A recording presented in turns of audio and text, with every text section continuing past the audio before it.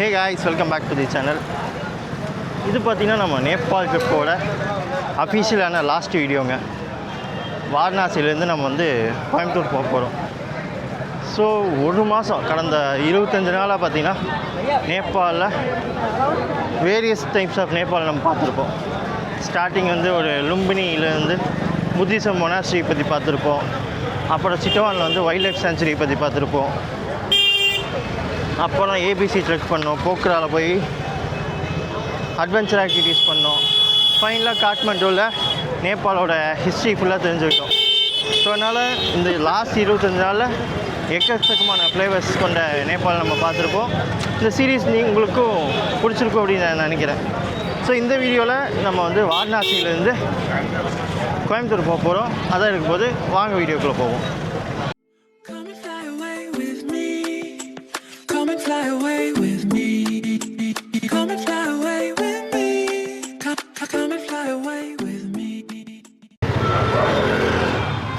யூபியில் இந்த ஹாரன் அப்படிங்கிறது bike ஹாரனுங்கிறது வீணு state பண்ணுங்க.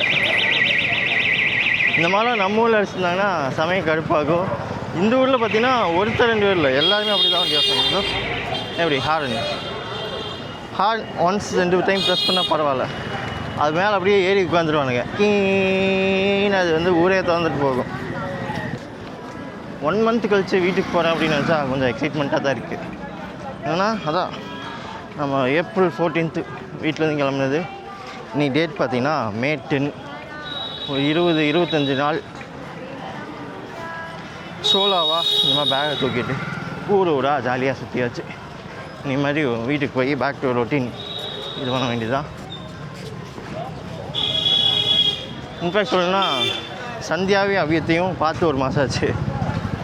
அவன் எப்போ நான் டெய்லி வீடியோ கால் பண்ணாலும் அபி சொல்கிற ஒரே வார்த்தை வா வா வா. நான் டெய்லியுமே நாளைக்கு வரேன் அப்படின்னு சொல்லிட்டே இருந்தேன். ஒரு கட்டத்தில் பார்த்தா அவனே வெறுத்து நீ எப்போவா வாடா போடா போ அப்படின்னு நான் கால் பண்ணாலே மூஞ்சி திருப்பி அனுப்பிச்சிட்டு போயிடுவான். ஸோ இன்றைக்கி ஈவினிங் ஒரு 5:30-6 o'clock நம்ம வீட்டுக்கு போயிடலாம். அஃபீஷியலி ரேப்பிடோ புக் பண்ணி இங்கேருந்து ஏர்போர்ட் போக வேண்டியதான். இங்கேருந்து ஏர்போர்ட்டுக்கு ஒரு 18 கிலோமீட்டர் இருக்குது. அரை மணி நேரத்துலேருந்து ஒரு 3/4 மணி நேரம் ஆகும். நாங்கள் காசி விஸ்வநாதர் கோயிலோட என்ட்ரன்ஸ் நேற்று நான் காமிச்சிருக்க மாட்டேன். இதுதான் இந்த கேட் திறந்தாலே பார்த்தீங்கன்னா உள்ளே கோயிலோட கோபுரம் தெரியும். ஸோ இங்கே நிறையா தமிழ் பீப்புள்ஸ் நம்ம பார்க்கலாங்க. இந்த காசி யாத்திரா அப்படின்லாம் பேக்கேஜில் கொடுத்து வருவாங்க. அந்த மாதிரி குரூப்பாக நான் நிறையா பேர்த்து பார்த்தேன். நீங்கள் பாருங்க, எல்லாமே கோயிலுக்கு போகிற க்ரௌடு தான். எந்தளவுக்கு ஈக்குவலாக பக்தர்கள் இருக்காங்க, அந்தளவுக்கு ஈக்குவலாக போலீஸும் இருக்காங்க, செக்யூரிட்டிக்கு. இதுலேயே அந்த லாஸ்ட் போனால் கங்கா ரிவருக்கு போகலாம். நான் நெக்ஸ்ட் டைம் காசி வரும்போது கங்கா ரிவர்லாம் காமிக்கிறேன். இந்த டைம் மோஸ்ட்லி காசியில் நான் எதுவுமே காமிச்சிருக்க மாட்டேன். ரேப்பிடோ புக் பண்ணி போயிட்டுருக்கேங்க. ஆந்திவேல் எங்கேயாவது சாப்பிட்டுக்கலான்ட்டு இருக்கேன். ஏன்னா இங்கே மோஸ்ட்லி எந்த கடையுமே இன்னும் திறக்கலை. மணி 7:45 தான் ஆச்சு,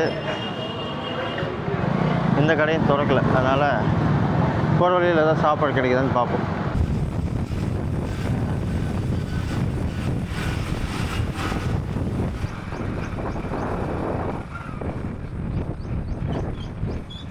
லால் பகதூர் சாஸ்திரி இன்டர்நேஷ்னல் ஏர்போர்ட் ஃபைனலாக ரீச் ஆகியாச்சுங்க. காசியிலேருந்து கரெக்டாக ஒரு 3/4 மணி நேரம் ஆகுது ஏர்போர்ட்டுக்கு. 2 வீலரில், இதே 4 வீலரில் இருந்தால் டிராஃபிக் கன்சர்னால இன்னும் கொஞ்சம் டைம் ஆகலாம். ஏர்போர்ட்டுக்குள்ளே அந்த பேகேஜ்லாம் முடிச்சாச்சுங்க. முடிச்சுட்டு ஒரு நெக்ஸ்ட் அப்படியே செக்யூரிட்டி செக் முடிச்சுட்டு உள்ளே போய் ஏதாவது சாப்பிட இருந்தால் இது பண்ணிக்கலாம். ஆனால் செக்யூரிட்டி செக்கில் ஃபுல் கூட்டமாக இருக்குது. எப்படியும் ஒரு மணி நேரம்லாம் ஆயிரும்னு நினைக்கிறேன். வாரணாசி ஏர்போர்ட்லேயும் லான்ச் ஆக்சஸ் இருந்ததுங்க, அதனால் உள்ளே பூந்தாச்சு. பட் என்னென்னா அந்த மெனு அப்படிங்கிறது மினிமம் ரேஞ்சில் தான் இருக்குது. மசால் தோசை நான் ஆர்டர் பண்ணியிருக்கேன். ஸோ மார்னிங் பிரேக்ஃபாஸ்ட் பார்த்திங்கன்னா வாரணாசி ஏர்போர்ட் லான்ச்சில் மசால் தோசை. நம்ம ஃப்ளைட்டுக்கு இன்னும் ஒரு 1.5 மணி நேரத்துக்கு மேலேயே டைம் இருக்குது. ஸோ அதனால் பொறுமையாக சாப்பிட்டு போகலாம், ஒன்றும் அவசரமே இல்லை. இந்த லான்ச் ஆக்சஸ் வச்சு ஏதோ ஒரே ஒரு ஐட்டம் மட்டும்தான் வாங்க முடியும்னு சொல்லிட்டானுங்க. அதனால் இதுதான் இவனுக்கு தந்த 25 ரூபா மசால் தோசை. இதே நம்ம வேறு ஏதாவது ஏர்போர்ட்டில் போயிருந்தால் நமக்கு நம்பர் ஆஃப் ஃப்ளேவர்ஸ் கிடைக்கும். அந்த அன்லிமிட்டட் அப்படிங்கிறது இருக்கும். இவங்க வந்து அந்த லிமிட்டடாக தான் தராங்க. சார் தப்பு இல்லை. ஒரு 300 350 ரூபா ஊற்றி ஒரு தோசை ஏர்போர்ட்குள்ளே சாப்பிட்றதுக்கு 25 ரூபாவில் போயிருக்குல்ல.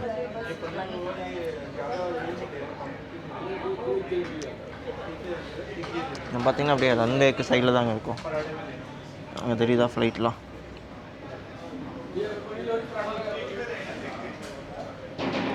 நல்லா தான் இருக்குது, மோசம்லாம் இல்லை. நான் அப்படியே சாப்பிட்டு முடிச்சுட்டு கண்டினியூ பண்ணுறேன். ஸோ அங்கே ஃப்ளைட் பார்த்திங்கன்னா டேக் ஆஃப் ஆக போகுது. சேம் இண்டிகோ ஃப்ளைட் தான்.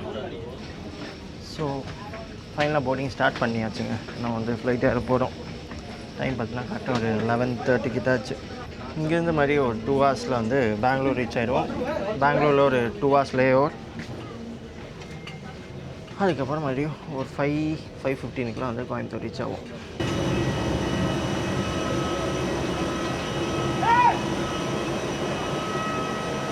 ஃப்ளைட் பார்த்திங்கன்னா ஆல்மோஸ்ட் ஃபுல்.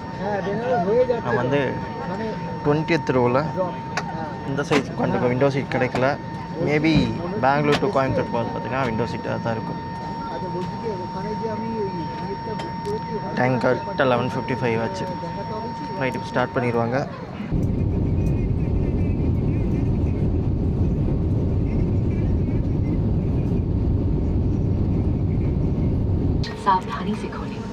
பெங்களூரில் லேண்ட் ஆகிடுச்சுங்க.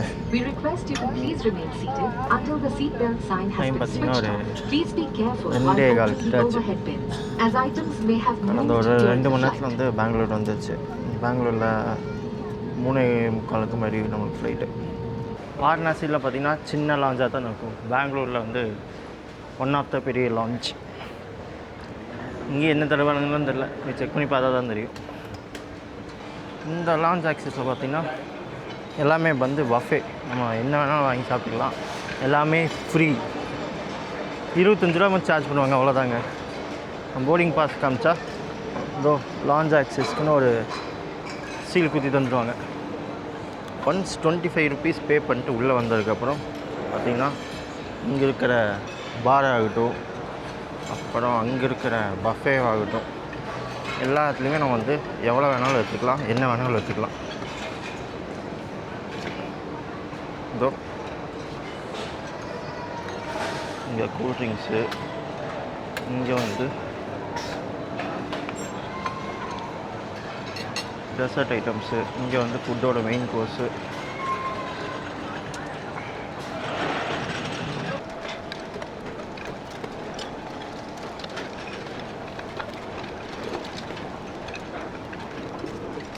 நான் எழுதுதுன்னா chicken salad, veg salad, chicken gravy, naan, ஒரு கேக்கு, ஒரு ஐஸ்கிரீமு, ஒரு ஸ்மூதி. டேஸ்ட் வைஸ் எல்லாமே பார்த்திங்கன்னா அந்த இன்டர்நேஷ்னல் ஸ்டாண்டர்டில் தாங்க இருக்குது. அதனால் மோசம்லாம் எதுவுமே இல்லை. நான் சாப்பிட்டு அப்படியே இன்னும் 1 மணி நேரம் நமக்கு டைம் இருக்குது. ஒரு 1/4 மணி நேரத்தில் சாப்பிட்டு முடித்தா கூட கேஷுவலாக வந்து போர்டிங் பண்ணுறதுக்கு போயிடலாம். மீண்டும் போய் இன்னொரு ரவுண்டு ரீஃபில் பண்ணிட்டு வந்திருக்கேங்க. இங்கே வெரைட்டிஸ் அப்படிங்கிறதுக்கு பஞ்சமே இல்லை. தீர தீர தீர தீர வந்து ரீஃபில் பண்ணிகிட்டே இருக்காங்க.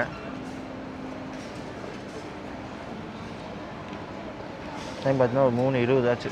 இன்னும் 10 நிமிஷத்தில் இங்கேருந்து கிளம்புனாத்தான் அந்த ஹரிபரி இல்லாமல் போய் கரெக்டாக போர்டிங்க்கு போக முடியும்.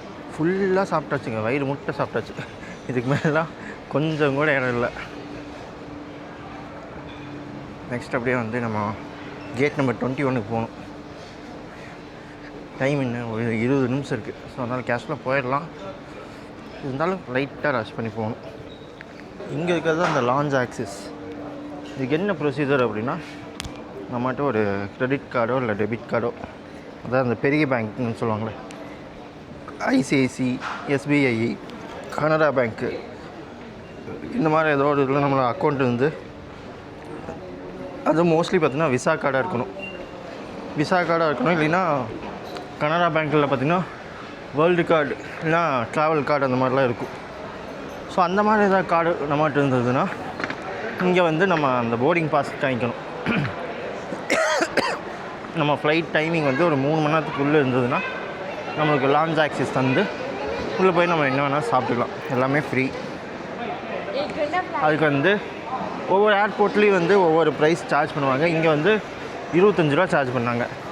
வாரணாசிலேயே அதே 25 ரூபா சார்ஜ் பண்ணாங்க. பட் அங்கே வந்து நம்மளுக்கு ஏதோ ஒரு ஃபுட்டு தான் அப்படிங்கிற மாதிரி சொல்லி நம்ம மசால் தோசை சாப்பிட்டோம் மார்னிங். இங்கே வந்து அப்படி இல்லை, அன்லிமிட்டடாக நீங்கள் என்ன வேணாலும் சாப்பிட்டுக்கலாம். இந்த ஏர்போர்ட் பாருங்களேன், இந்த ஏர்போர்ட்லேருந்து இந்த கடைசிலேருந்து அந்த கடைசிக்கு போனாலே குறைஞ்ச 20-30 நிமிஷம் வேணும். கடைசி நிமிஷத்தில் ஃப்ளைட் இருந்ததுன்னா இதில் அப்படியே துப்புன்னு ஓட வேண்டியதாக வழியே இல்லை. பெங்களூர் ஏர்போர்ட்டு இருக்கலே பெருசுங்கிறது மும்பை இதுவும் டெல்லி இதுவும் தான். அது இந்த கடைசியிலேருந்து அந்த கடைசி இருக்கும். இந்த மாதிரி பெரிய பெரிய இன்டர்நேஷ்னல் ஏர்போர்ட்டில் என்ன ஒரு ப்ளஸ் அப்படின்னா நிறையா ஆஃபர்ஸ் தருவாங்க. இங்கே பார்த்திங்கன்னா ஃப்ரீ கோக்குக்கு ஒரு கவுண்டர் இருக்குது, ஃப்ரீ டோனட் ட்ரை பண்ணலாம். அது மாதிரி நிறையா ஐட்டம்ஸ் வந்து ரெகுலராக இருக்காது. பட் சீஸ்னல் டைம்ஸில் பார்த்திங்கன்னா நிறையா வந்து ஃபுட் ஐட்டம்ஸ் வந்து ஃப்ரீயாக தருவாங்க அவங்க பிராண்டோட ப்ரமோஷனுக்காக. நம்ம ஒரு ஏர்போர்ட்டில் ஒரு மணி நேரம் 2 மணி நேரம் லேஓவர் இருக்குது அப்படின்னா கம்ப்ளீட்டாக ஒவ்வொன்றையும் ஃபுல்லாக சுற்றி பார்த்துருக்கலாம். நமக்கு இருக்க இன்னும் ஒரு 1/4 மணி நேரமோ 20 நிமிஷமோ தான். அதனால தான் அடிச்சு போயிட்டுருக்கேன். நான் ஃபைனலாக கேட்டுக்கு ரீச் ஆகியாச்சுங்க. இன்னும் ஒரு 20 மினிட்ஸ் இருக்குது போர்டிங்க்கு. ஸோ தான் நேபாள் சீரீஸ் அப்படிங்கிறது 1 மாதத்துக்கு முன்னாடி ஸ்டார்ட் ஆச்சு. 1 மாதமாக பயங்கரமாக ட்ராவல் பண்ணி ஒவ்வொரு நாளும் ஒவ்வொரு சேலஞ்சிங் இருக்கும். என்னென்னா சில நாள் பார்த்தீங்கன்னா பாடி டயர்டாக இருக்கும், சில நாள் பார்த்தீங்கன்னா கிளைமேட்டு வந்து மழை வந்துட்டு இருக்கும். அப்புறம் வேறு என்ன, சில நாள்லாம் நம்ம சரியாக சாப்பிட்ருக்க மாட்டோம். ஆனால் எல்லாமே பார்த்திங்கன்னா அந்த பாசிட்டிவ் நோட் அந்த மாதிரியே தான் முடிஞ்சிச்சு. பெருசாக நம்ம எங்கேயாவது ரொம்ப கஷ்டப்பட்டோம் அந்த மாதிரிலாம் எதுவுமே கிடையாது. ஜாலியாக நீட்டாக கூலாக 1 மாதம் ட்ரிப்பை சக்ஸஸ்ஃபுல்லி முடிச்சாச்சு. இன்னும் ஃபைனல் லாஸ்ட் ஹவர் இங்கேருந்து கோயம்புத்தூர் போனால் அஃபீஷியலாக வந்து இந்த நேபாள் சீரீஸ் அப்படிங்கிறது எண்ட் ஆகிடும். ஸோ தான் ஒரு பக்கம் பார்க்கும்போது ஓகே நம்மளும் ஏதோ சாதிச்சிட்டோம் அந்த மாதிரி ஒரு ஃபீல் வருது. ஏன்னா இன்டர்நேஷ்னல் ட்ரிப் பண்ணணும் அப்படிங்கிறது என்னோடய சின்ன வயசு ஆசை. சிம்பிளாக சொல்லணுன்னா வேர்ல்டு ஃபுல்லாக சுற்றி பார்க்கணும், இருக்க எல்லா கண்ட்ரிக்கு போகணும் அப்படிங்கிறது என்னோடய ஆசை. அது இப்போ பண்ணலாம், நாளைக்கு பண்ணலாம், நாளான்னைக்கு பண்ணலாம், இது முடிஞ்சனே பண்ணலாம், ஸ்கூல் முடிஞ்சனே பண்ணலாம், காலேஜ் முடிஞ்சனே பண்ணலாம், வேலைக்கு ஜாயின் பண்ணதுக்கப்புறம் பண்ணலாம், கல்யாணம் ஆனதுக்கப்புறம் பண்ணலாம் அப்படின்னு லைனாக 1 by 1 வந்துட்டு இருந்தது. ஃபைனலி நம்மளும் வெற்றிகரமாக சக்ஸஸ்ஃபுல்லி ஒரு இன்டர்நேஷ்னல் ட்ரிப் முடிச்சிட்டோம். நீ ஃபாலோவிங் அடுத்து நெக்ஸ்ட் என்ன பிளான் அப்படிங்கிறதெல்லாம் நீங்கள் 1 by 1 அப்படியே தெரிஞ்சுக்குவீங்க. எல்லோரும் போட் பண்ணி முடிச்சிட்டாங்க. நீ அப்படியே கிளம்ப வேண்டியதான். பைலட்டும் அனௌன்ஸ்மெண்ட் பண்ணிட்டாரு. இன்னும் சற்று மணித்துளிகளில் ஃப்ளைட் ஸ்டார்ட் ஆகப்படும். ஃபைனல் ஃப்ளைட் இன் நேபாள் சீரீஸ்.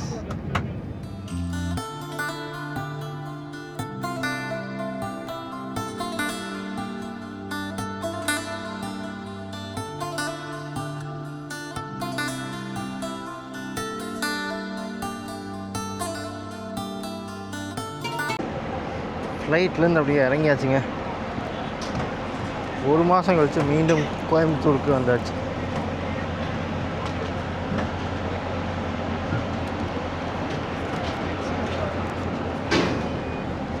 நம்ம சிறப்பாக ஃபஸ்ட்டு இன்டர்நேஷ்னல் ட்ரிப் அப்படிங்கிறத செம்மையாக செஞ்சு முடிச்சாச்சுங்க. அதாவது நேபாள் அப்படிங்கிறது ஒவ்வொருத்தருக்குமே அந்த ஃபஸ்ட் இன்டர்நேஷ்னல் ட்ரிப் அப்படின்னு பண்ணுறவங்க எல்லாத்துக்குமே ஒரு பர்ஃபெக்டான கண்ட்ரி அப்படின்னே சொல்லுவேன். அதாவது 28 நாள் நம்ம டோட்டலாக ஸ்பெண்ட் பண்ணோம். 28 நாளில் நான் பெருசாக எந்த பஞ்சாயத்தும் ஃபேஸ் பண்ணல. எதுவுமே அதாவது இது கஷ்டப்பட்டேன் அப்படிங்கிற மாதிரிலாம் பெருசாக எதுவுமே இல்லை. நான் கஷ்டப்பட்ட ஒரே ஒரு இடம் பார்த்திங்கன்னா நம்ம கோயம்புத்தூர்லேருந்து கோரக்பூர் போன ட்ரெயின் ஜேர்னி, அப்புறம் ஏபிசியில் அந்த 4th டே. அது 2 தான் சொல்லிக்கும்படி கஷ்டம், பட் அதுவும் மேனேஜபிள் தான். ஸோ இப்போ பார்த்திங்கன்னா நிறையா பேர் வந்து கமெண்ட்ஸ் பண்ணிங்க, அதாவது பட்ஜெட் எவ்வளோ ஆச்சு, ஏபிசி பண்ணணுன்னா எவ்வளோ பட்ஜெட் ஆகும், பஞ்சிக்கு எவ்வளோ பட்ஜெட் ஆச்சு, பேராகிளைடிங்க்கு எவ்வளோ பட்ஜெட் ஆச்சு அப்படின்னு. ஸோ ஓவராலாக நான் இந்த 28 நாளில் என்னென்ன பண்ணேன், அதுக்கு எவ்வளோ செலவாச்சு அப்படிங்கிறத 1 by 1 அப்படி லைனாக பார்ப்போமா. ஃபஸ்ட் அண்ட் ஃபோர்மோஸ்ட் அப்படிங்கிறது ஒரு ட்ரெயின் டிக்கெட் தாங்க. கோயம்புத்தூர்லேருந்து கோரக்பூருக்கு நார்மலாக ஒரு ஸ்லீப்பரில் புக் பண்ணால் ஒரு 1100 ரூபா ஆகும்.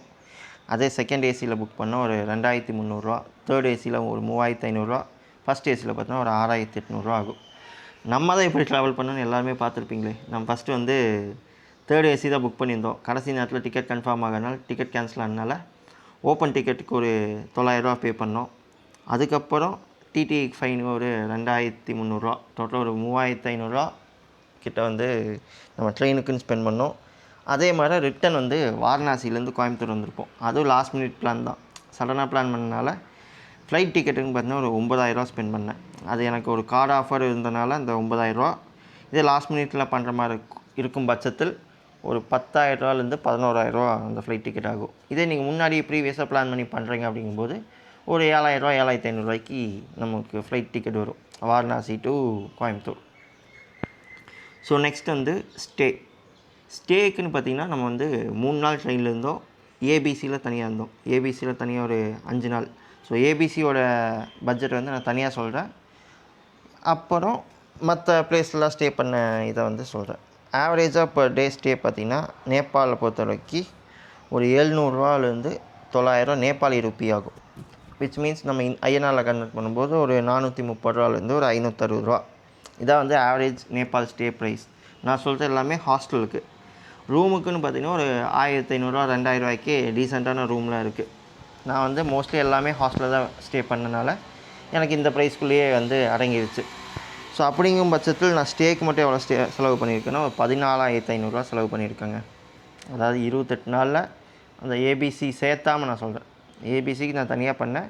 மற்றபடி நம்ம நேபாள் இந்த லும்பினி, சிட்டவான், போக்ரா, காட்மண்டு, வாரணாசி இதெல்லாம் சேர்ந்து டோட்டலாக ஒரு 14,500.